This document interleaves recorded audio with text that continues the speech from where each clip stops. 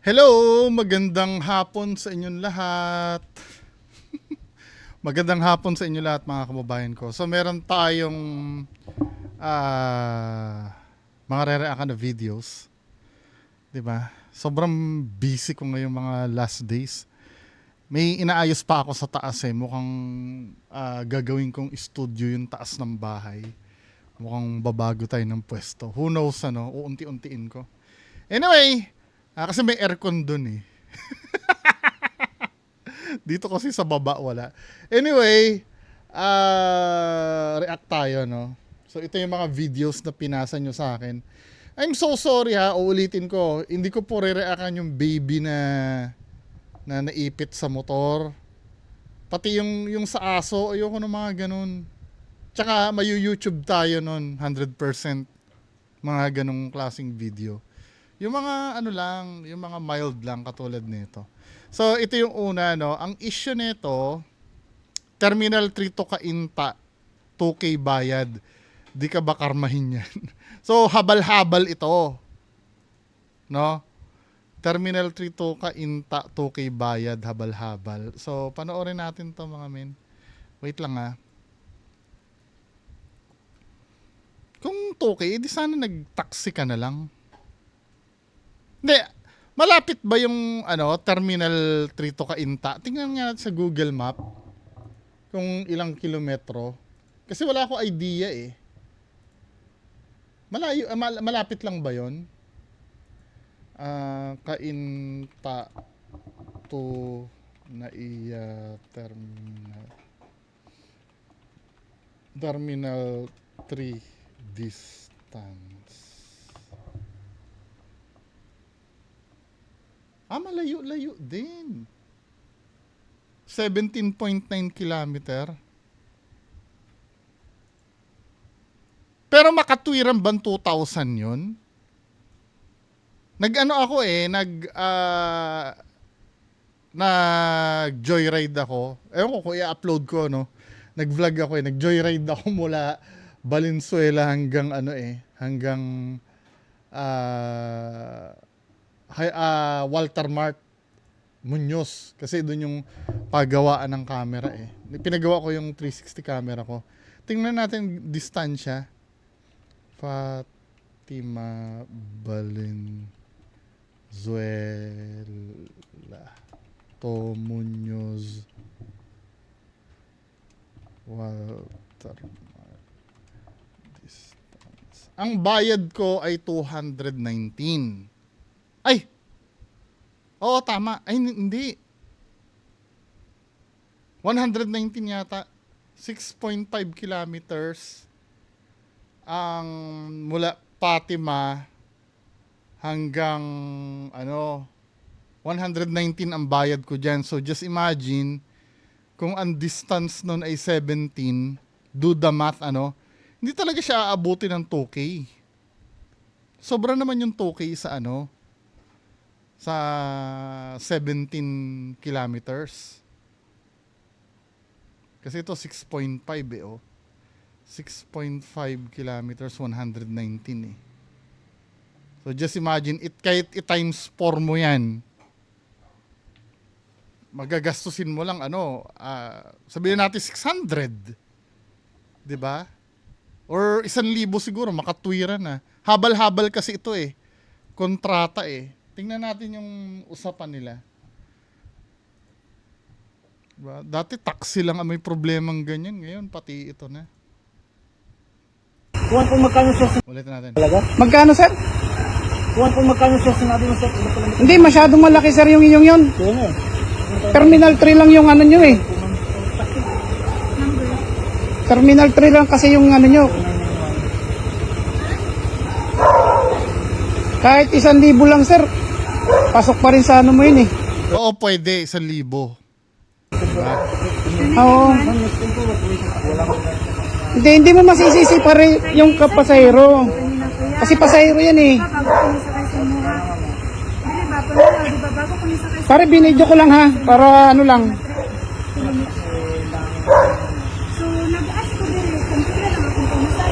Okay, sana kung X-Max yung sasakyan. Yung naghabal-habal ako, click 125, katulad nung motor ko. Alam niyo kung ba't joyride? Natatakot ako sa NCAP eh. Mas mataas ang multa nun. Magkano? Terminal 3, 2,000? Grabe yun. Ang part mo eh. 2.5.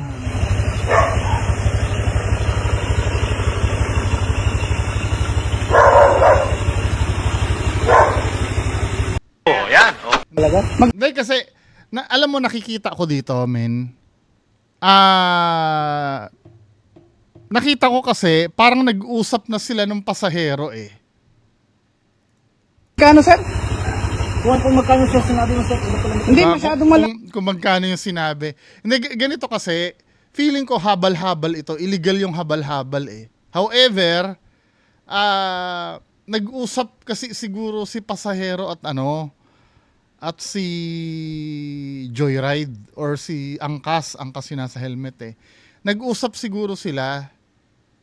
Sa bagay, kung nag-usap na kayo na 2,000 at nagpayag yung kabilang partido, regardless kung illegal o hindi. Kumbaga sa gentleman's agreement, 'di ba? Sa bagay, babae yung pasahero. Gentleman's agreement pa rin ba yung tawag doon? Yung word of honor, partially, hindi naman ako pabor masyado, pero partially naintindihan ko. Kasi baka mamaya nag-usap naman sila. Nung pagdating na nila dyan sa destination nila, from Naiya, tinanong magkano binayad mo, siguro nakialam lang yung kung kamag-anak man to, no? Nakialam lang na nabigla siya bakit ganun kalaki. Pero kaya lang kuya na nagrereklamo, meron na yata silang pinag-agrihan eh. 'Di ba? Irregardless yung illegal ang bawal-bawal. Habal-habal, bawal-bawal. Illegal ang habal-habal. Alabas muna natin yung usapan na yun, 'di ba? Bawal talaga ang habal-habal. However, ang pinag-uusapan dito kasi baka may napag-usapan sila kasi, 'di ba? At nag-agree naman si ate dun sa presyo. Pagdating diyan, parang umepal na lang siguro yung sumisita. Pero kung akong tatanungin nyo, mahal talaga yung 2,000 na yun dun sa 17 kilometers. Diba? Di sana nag-taxi ka na lang na nagpababa ka ng metro, diba? At least komportable ka dun, hindi ganyan. Or hindi mo masisisi, baka may hinahabol si ate sa bahay nila. Diba? May na kaya pinili niya mag-joyride kasi mas mabilis yan eh kaysa mag-taxi ka nga naman, matatraffic ka pa. Who knows, hindi natin alam yung dahilan, pero ang tingin ko dito, may pinag-agrihan sila bago niya ihatid si ate eh. Di ba?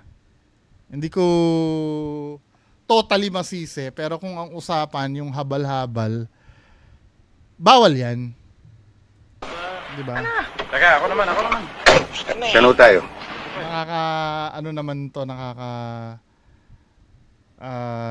Siguro kaya lang siguro doon sa negotiation na yun sometimes yung mga babae hindi sila sanay sa mga ganyan eh. Oo lang ng oo. Sometimes hindi ko sinabi laging ganyan. May mga ganyan lalo na yung may perang pambayad naman. Then suddenly pagdating dun sa biglang sisitahin may iepal na kamag-anak. Diba? Na hindi ko na naman masisisi yung EEPAL dahil mahal nga naman talaga. Kaya lang, ang bottom line dito, may pinag-usapan siguro sila.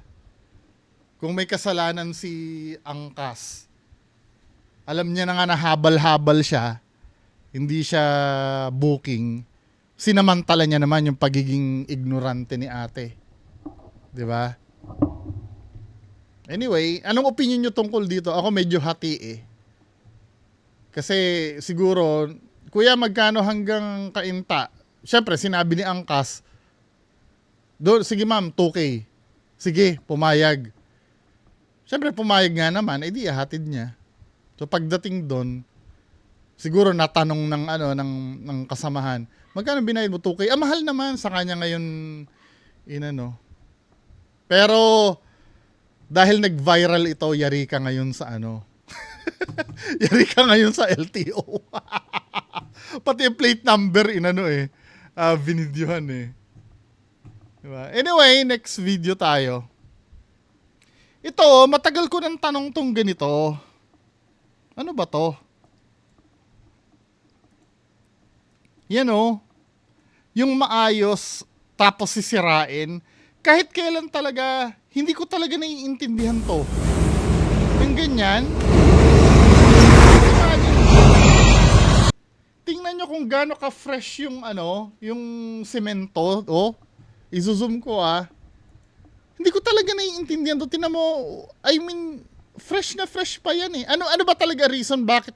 Hindi, baka naman may explanation. Yung mga may nalalaman pagdating sa ganitong gawain. Baka may mga engineer diyan, baka may civil engineer diyan or ano ba reason bakit kailangan tibagin? Kasi hindi ko rin talaga naiintindihan Yung ganyang kagandang semento pa tapos titibagin ng ganon. Ano ba yung reason nun? Hindi ako mag-move on dito hanggat walang nagko-comment yan. Ano ba talaga? Kailangan maintindihan natin to. Baka kasi mamaya hindi lang natin naiintindihan yung planong gawin ito. Pwede, number one, naiisip ko, baka may i-install silang dyan, imburnal sa drainage. Pwede. Pero sometimes hindi dahil ganun yung talagang bubutasan lang talaga tapos iiwanan nila. Madalas yan sa harap ng Fatima. Ewan ko ngayon, wala naman ngayon pero dati natatandaan kahit fresh na fresh pa yung asfalto or semento, titibagin talaga nila. At aayusin. Hindi ko nagigets yun. Pero dito, feeling ko may i-install siguro ditong imburnal. Malay mo lang yun, number one na reason yun, pwede. May aayusin na linya ng tubig, pwede. Pero yung titibagin ng wala lang, yung bubutasan, tapos biglang ang mangyari, iiwan na lang ng butas-butas. Maraming ganyan sa probinsya, di ba? Nangyayari yan tuwing mag-e-election na ang ganda-ganda ng daan tapos Now, kung ang issue dyan ay para magkaroon ng budget at para magkaroon ng kickback, hindi ba pwedeng ibulsan nyo na lang? Wag nyo na lang abalahin yan. Ganon din naman, at least hindi pa kayo nakaabala sa mga motorista. Sabagay, kailangan talaga may maipakita kang ginagawa bago mo gawin ng ganyang bagay. Pero kung ganon din lang ako, total magkakanakawan din lang naman, ibulsan nyo na lang ng direkta. Kaysa manira pa kayo tapos ang tagal-tagal pang gagawin. Di ba? Kahiyaan pa tayo ganon din lang naman, budget din lang naman Di butasan. Pero seryoso kung may nakakaalam dyan, ano ang reason nun? Iniisip ko may expiration ba yung semento? Kasi sometimes ganun pagka halimbawa may certain, alam ko may certain time frame yung semento Let's say good for 3 years lang. Titibagin, papalitan ng bago. Pero hindi Sometimes buwan Buwan lang yung tinatagal Tapos pag natibag nila, hindi naman nila gagawin. Magagawa yun sa susunod na termino na pag nag-eleksyon na uli. Di ba? Madalas akong dumaan sa Saan lugar ba ako nakakita ng ganyan? I think yung daan papuntang Divine Marilao. Pagka may client ako doon, pinupuntahan ko, ay hindi yata sa may Divine, papuntang sa may Kawayan yata, yung papuntang Quezon City, may daan doon Tama ba? Yon, dinadaan ako yung maganda yung daan Then, nung babalikan ko, may nagbubutas na. Then, iniwan nila. Ilang buwan na butas. Then, nung mag-e-election itong nakaraan, pagdaan ko sa kanila gagawin. Parang ang tagal. Hindi ba dapat planado ang paggawa niyan? Anyway, di ba?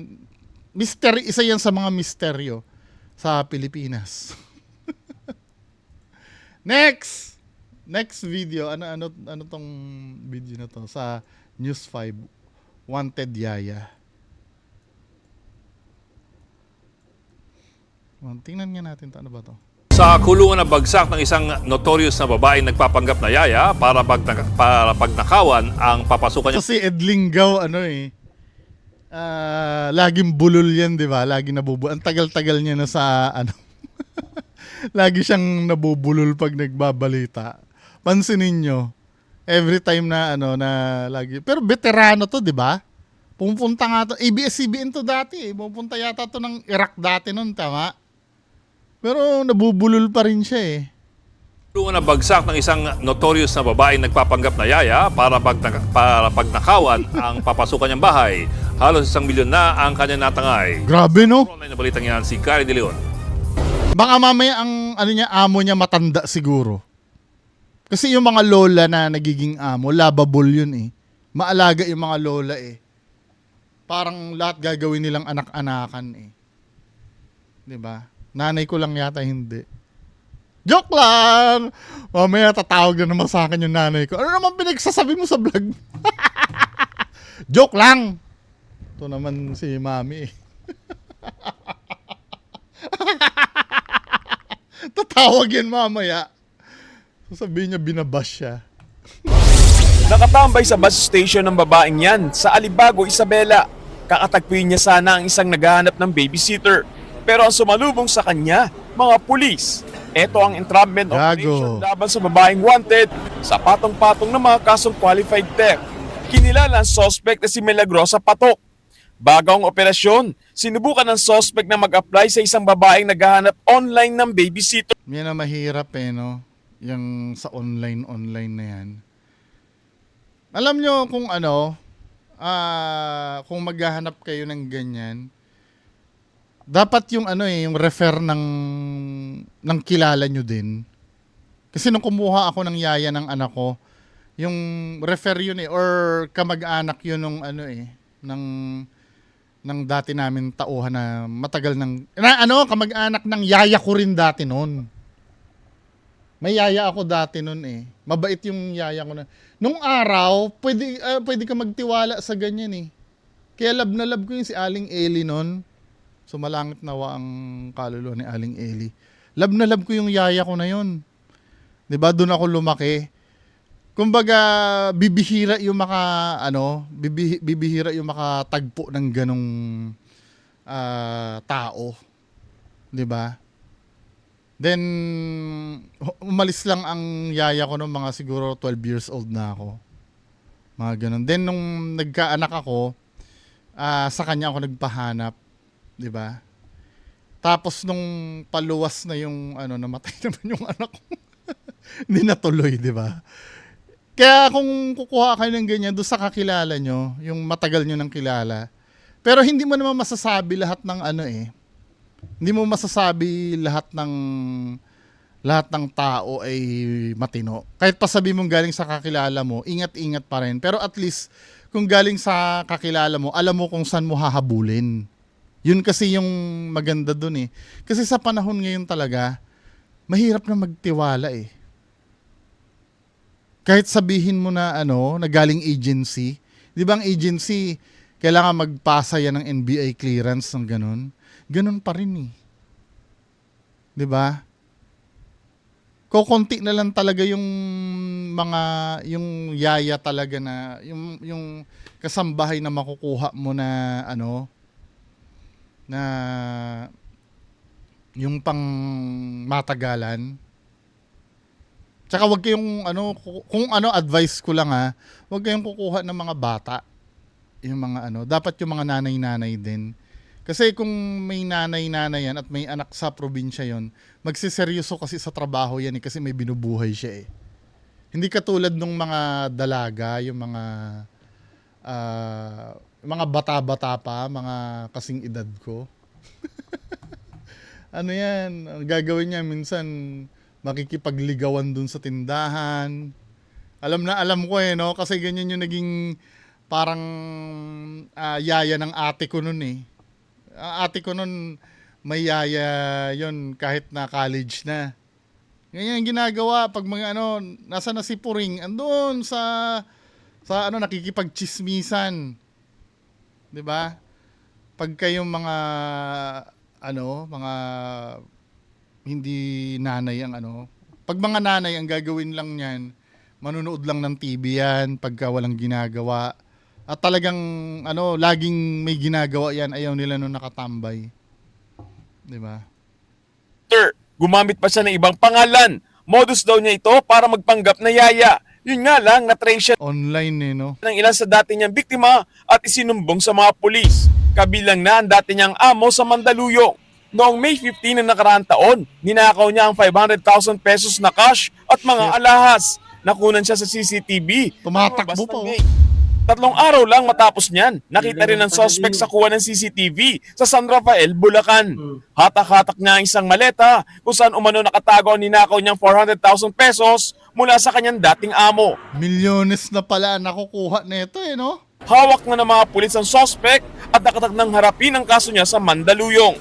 Nagbabalita mula sa Frontline, Gary De Leon, News 4. Professional na ang pagnanakaw eh, no? Naging profession niya na. Sa bagay, ano yan eh. Pag ganyang tao, considered as ano yan eh. May mental illness. Tama ba ako? O mental disorder. Kasi yung mania na yan, produkto yan ng ano eh, ng pagiging bipolar eh. Yung mania na tinatawag. Yung magkakaroon ka ng manic depression. Di ba pag bipolar ka, when you say bipolar, sometimes sobrang down mo, depressed ka, tapos sometimes naman, sobrang taas naman ng dopamine level mo, hyper ka naman. Ay, pag dopamine, kalmado ka, di ba? Pagka, kabaliktaran, sobrang hyper mo, dun maglilitawan yung mga mania na tinatawag. Merong pyromania, yung hindi siya mapakali, magsusunog siya ng mga bagay. Merong maraming mania eh, yun lang ang alam ko eh. Merong sex maniac naman. Kasama yung kleptomaniac naman sa sa lahat ng mania. Tingnan nyo. Tingnan nga natin yung uri. Produkto ng byproduct ng bipolar yan eh. Lahat ng mania. Pwedeng dun yung sa pagnanakaw, 'di ba, kleptomaniac 'yon.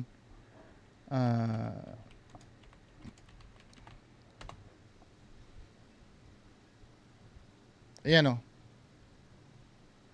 Ang daming uri ng mania. List of manias, kleptomania. Ito yung pagnanakaw eh. Inability to resist the urge to steal. 'Di ba may rumor na may artistang ganyan, kleptomania. Asawa na ni yung model ng Bench. Dati nawawala yung cellphone ng kasama niya, biglang nag-ring daw nasa bag. Pero hindi talaga ito pagnanakaw. Ano kasi yan eh. Hindi nakokontrol ito eh. Megalomania, ano ba to? Delusions of grandeur, also known as grandiose delusion or expansive delusions. Yung parang, when you say delusions of grandeur, yung feeling mo superior siya. Feeling ko ito yung kay Maestro Ozzy eh. Dahil di ba, diniagnose si Maestro Ozzy na bipolar. Di ba? Megalomania yun. Agromania naman, pathological indecisiveness. Intense desire to be in open spaces. Yan, naiintindihan niyo yun? Monomania, ano to?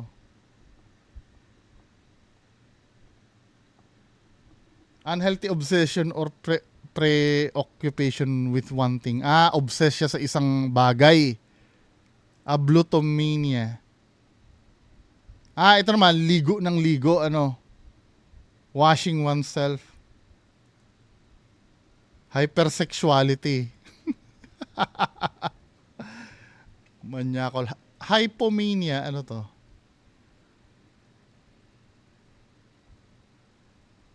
Syndrome essentially by apparently non-contextual elevation of mood.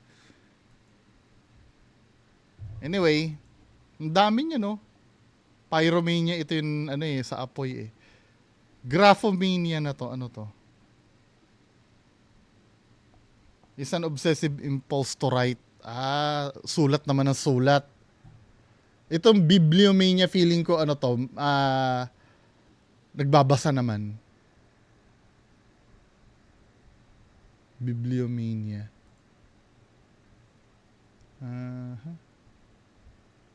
Egomania. What do you mean? Intense. Ito naman, intense love sa sarili. Dami, no? So, feeling ko ano yun, may bipolar yun, no? Parang ano niya, habit. Sa bagay, hindi naman porkit nakaw ng nakaw, ano eh, kleptomania niya. Talagang siguro, trabaho niya na lang talaga yung ganun. 'Di ba? Kaya ingat-ingat pa rin mga kababayan ko sa pagkuha ng mga hindi natin kilala. Last video, ano to? Ano daw ang tingin ko dito? Kung nagsadya daw na nagpasagasa o nasagasaan. Tingnan nga natin. So, yun ano. Ayun yung ban. Sinadya niya ba? Parang ano? Sinadya? Tingin niyo sinadya? So, nangyari, naglalakad siya. Feeling ko hindi. May nalaglag siya. Nalaglag yata yung cellphone niya eh. Nalaglag yung cellphone niya eh. O pwede niya sinadya? Di ba? May modus naman talagang ganyan. Pero tingin ko dito, sinadya niya bang malaglag yung cellphone? Mukhang hindi eh. Kasi yung pagkalaglag na ganyan, if ever man na alerto yung driver, ano na yun eh, parang may chance pa na tumigil eh.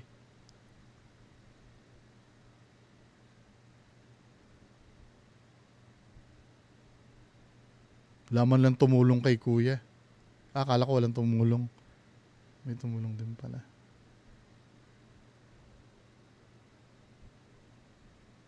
Feeling ko hindi niya naman sinadya. Or kung sinadya niya naman, ang galing ng setup niya, no?